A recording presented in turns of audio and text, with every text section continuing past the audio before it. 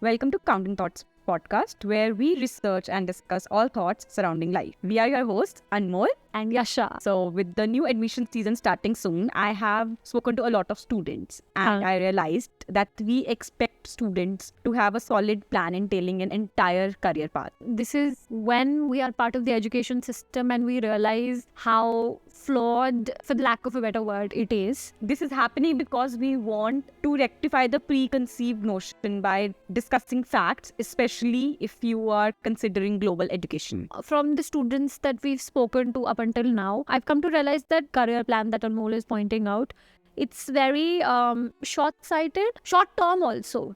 Right, no, that's true. Because high school students, they take up their subjects based on their likings or their marks or peer pressure, but they rarely, include their future plan and what kind of profiles or domain they want to work in. So when we speak to these students, they are already pursuing their graduation and they want to, pursue postgrads. They have like a vague idea. 5 years from now, what I want, or 10 years from now, what I want. And these students want to excel in their career. Yeah. So by that time, they want to have like a rewarding career path. They want like a solid career plan. So, but that is going to be dependent upon which country you are in. So every country has a different situation. What I mean by this is that, let's say, our Indian students, usually we do not have any gap year in our education. And we prefer to have a similar domain or genre of work experience. If I studied finance, I would want to do finance. But that's not the case when we go to the European or American regions. What happens there is that students, they prefer starting their education a little late. They start up taking different job roles by that time, right? So everyone has a different job experience and job background and educational experience and educational background. But irrespective of, what your career pathway with the kind of profile you have.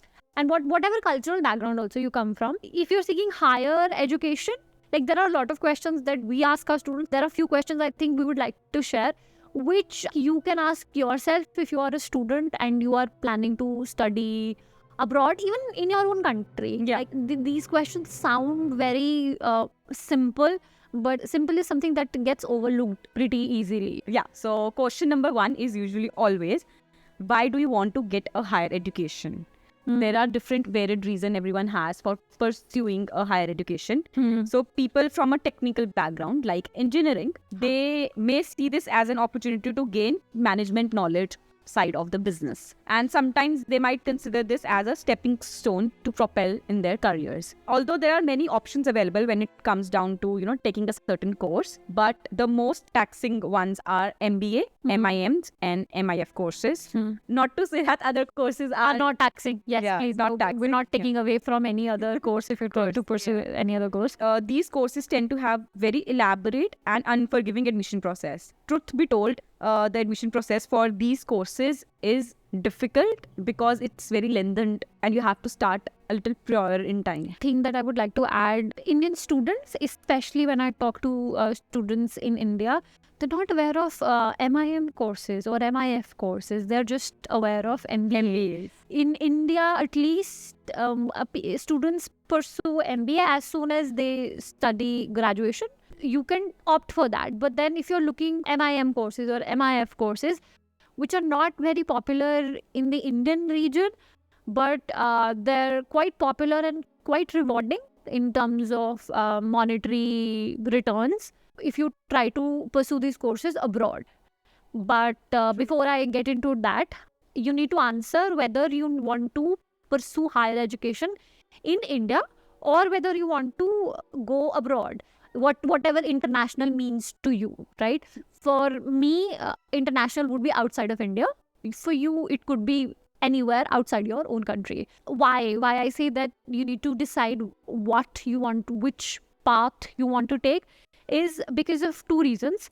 One is there are provisions if you're trying to pursue education in your home country. There are almost always provisions for the local people. The fee could be less, or there could be Citizenship benefit. the second point is there could be tests also that you need to take. If I give you an example, if you're an Indian student and you want to try to go to IIM, which is a prestigious university in India, right?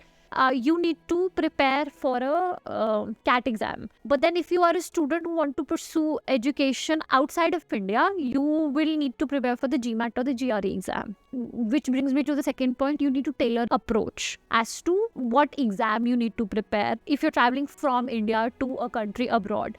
So you need to look at, other expectations. So maybe there's a TOEFL score that's required. There's an IELTS score English that is proficiency usually required everywhere. Yeah. if you travel to Europe and you want to study in Europe, there would be few schools that would require some level of Spanish or French proficiency as well. Like these things can only be done once you decide whether you want to pursue education in your home country or outside of your home country. Now that you've decided that you want to study abroad or in your home country, you need to know your why. Why are you pursuing this education? Because this why will eventually come. Probably during or post your studies. More often than not, it becomes a very driving force as to what are your future career plans. Your 5-year plan and 10-year plans is what we say. So for instance, your reasons can range wanting to settle abroad, or you want to gain short-term experience. You want to go there and probably come back if you have your own existing business that is there. So knowing your why can help you shortlist as to what kind of program and what kind of school is more fit for you in comparison to the other programs, because there are n number of programs and n number of schools and number of good schools that are available globally. Like if you wish to settle abroad, maybe you can look for a course in a country that has good residency opportunities instead of the one who does not have, right? Yes, your why needs to be clear to you also, because there are few students who want to travel to certain countries because their family is over there, or they are just drawn towards that ethnic group. There are a lot of students who want to explore Europe, because one visa that allows you access to so many countries. Yes. So people are interested in that sort of exposure.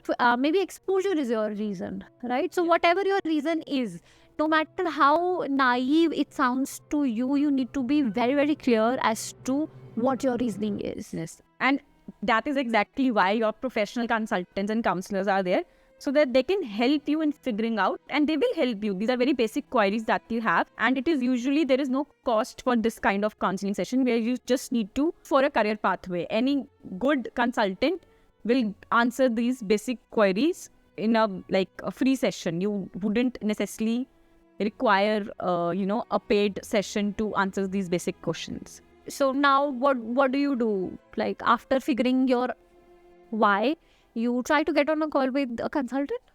Yeah. Right. And as Anmol said, that no consultant should charge you money for these basic sort of queries. But then a lot of students say that you've already given us these questions that we will answer. Now, why do I need to speak to a professional? In the world of AI and Google, students think that it's sufficient. When you talk to a professional of any sort, your roles tend to reverse. So say suppose you're searching on Google, or you're talking to an AI, you are asking questions that are being answered. But when you talk to a professional, the professional will ask you questions, and these are few questions that we are answering, but depending on the answers that we get from students, we come up with more questions as well. Because they have the area of expertise. So when the roles reversed, your clarity about your own education increases, because not only are you asking them questions, they are asking you questions as well, right? So that is one very important thing that students tend to overlook. The students, at least I speak to, I always tell them that please do not shy away, and whatever question you have, you need to ask, because especially post-pandemic, what has happened that a lot of universities have changed their eligibility criteria. And right now in 2023, where we are in a recession period, there are a lot of advantages that the students are not aware about because of the recession or pandemic changes. So what you need to do right now is that sometimes a very basic question that gets asked from a lot of students is that they don't know what kind of admission cycles and rounds are there. Where I speak for Indian students, at least, rolling admissions is not something that happens in India. At least we have round-based, wherein everybody applies and there's a deadline, and then you get shortlisted based off of whatever criteria that the university has. Talking to a professional, you can also decide whether you want to pursue test route. Recent example, I'll tell you this. Last week, and I was speaking to Yasha, So I told her that, and so I was checking the university rankings and everything. And such a Imperial College London, which is one of the most prestigious college in London globally, and it was ranked number 6 in 2023. So Imperial College London has given GMAT waivers. They have removed the necessity. Second thing that I liked about them, like their MSc in management, it is round-based admission, but their MSc in international management, it is rolling-based admission, and the curriculum is different. So this is something that not a lot of students are aware about. So I keep on telling them that first you need to figure out what kind of curriculum you want to study, and do you even need to give the GMAT or GRE at all or not. And instead of just blindly following a pathway, you need to see what is your criteria. And this is the same university. Say suppose you are applying to a program that a GMAT or a GRE score is a mandate for you. So how soon do you begin the preparations and timelines? Once you talk to a professional, you can figure out the timeline for yourself. Maybe you can you think that you're late for round 1, but maybe when you speak to a professional, round 1 is doable and you can figure out round 1. Right. And maybe you think that round 1 is possible because there is ample amount of time, but when you speak to a professional, you realize that no, round 1 would not be possible. You need to apply to round 2. So stuff like this needs a little bit of professional help. It is important, that your session, so-called session 0, where your orientation is happening, when you get introduced to a lot of fancy terms like profile evaluation and strategic positioning and selection of school, etc. This will happen if you choose to stick with a consultant. Up until this point, you're speaking to a professional because you're seeking advice for generic advice. Now, once you speak to a consultant or you speak to a professional, you decide that I want to stick with the consultant and I want to enroll with them. Yeah. So if you choose to stick with a consultant, this is what happens. The most important thing, like I said, is selection of schools. Why it is important? Because it is done based on your current profile and your future aspirations. So your consultant is aware about what exactly is happening in this application season. Is there any changes? Is there any upgradations in the admission criterions? Like Yasha was mentioning earlier, was that there's a specific country you want to go to maximize your chances of getting in with regard to your specific wants, and it should be the most apt with regard to the program you are going for. It shouldn't happen that you're in the middle of the program and then you realize that, oh, maybe the other program was more suitable for me rather than this program. Then only you begin with the further process. I think if you are a student who's aware of, okay, I want to study XYZ program, then you come to the school selection part, right? Once your school selection is done, I think, then you do the other aspects, which is LOR and your applications and stuff like that. Yasha, you might know the jargon, but other people might not. So yes. Okay. So letters of recommendation. If there is a essay requirement, then you work on your essays. If there is a statement of purpose, which is SOP requirement, then you work on that. I always suggest students to work on their LORs prior to start working on their SOP or essays, because there's a third party involved. I prefer to sit down with students, help them narrow down their recommender as well. One available, they need to be on board with saying good things about you, and they need to have that time and energy to help you with the whole letter of recommendation process. Sometimes they want to help you, they just don't know how to help with regard to the kind of program or with regard to the vision you have. So you'll have to actually talk with them.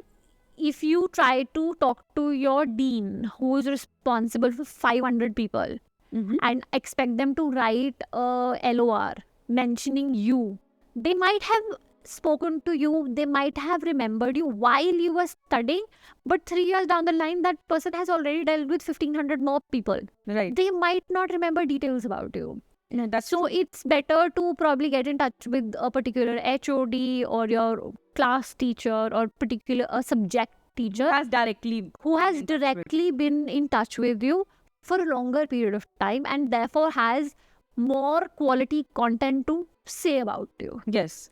What I want to say is that it is easier to quantify the examination part of your application because it can be numerically quantified. However, when we are writing the side of the applications. It is not a numeric based. You cannot quantify it numerically. It's quality based. So you need to prepare for your exams, and you need to work for it, and you need to hopefully get whatever your desired scores are. But that is your side of the work. But when the written part of application comes in role, what happens is, one, you need to give time to your coach to guide you correctly. And then again, there is a lot of back and forth. Advice also. There's a lot of back and forth that will happen. You cannot produce quality application in just one session. That is not possible, because you can produce professional quality application, but it should also be in touch with your original personality. I can second that, because I don't know how many times I have had to sit students down and explain to them that your coach is there as a support system, not as a substitute. Also, it's cheating. Coming back. So once your letter of recommendations is out of the way, you can start brainstorming on the essays or the SOP or part of the application process. This brainstorming session can either become very, very exciting and, very enlightening, or it becomes very tedious. And this is something that I tell to students that I personally talk to, and I would tell to you when you speak to your coach, whosoever it is. Try to look at this as, speaking to a friend. And speaking to a friend or a senior or probably a cousin that you're close to, and you are sharing your professional tidbits of your life with them, it becomes a little easier. And also assume, no matter how small you think that particular incident or that particular job that you've done is, consider this as a tip. Sometimes it's the smallest of the details that, and start collecting the details, and then you tie those details to your morals and your positives and your negatives and stuff like that.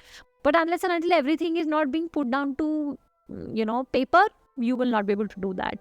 I think once your first draft is ready, which is pretty chaotic in my experience, then your editing process begins. Usse pehle, your editing process does not.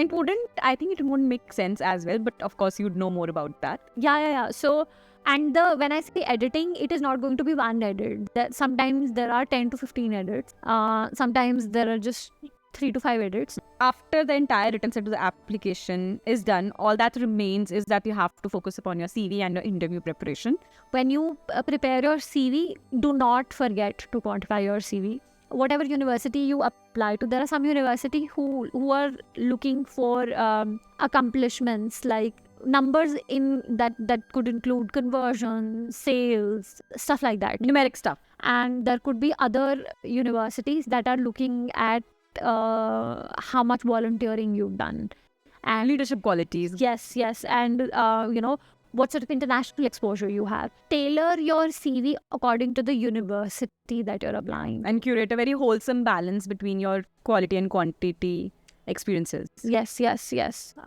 So I think that's it for today. Thank you so much for listening, and if you have any queries, you can contact us. All the details will be listed below. Thank you so much for listening. Yes. Bye. Take care. Bye.